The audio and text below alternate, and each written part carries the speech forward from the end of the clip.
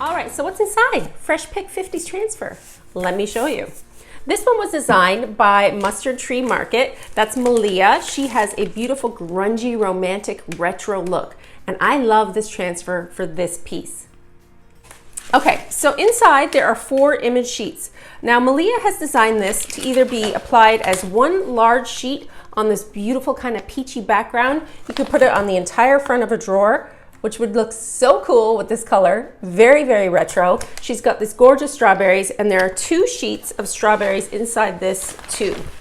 I've also seen where other artists have actually taken this transfer, cut out the strawberries and applied them on a smaller scale to the front of a piece or a decor project. This is really cool, and I really like the colors.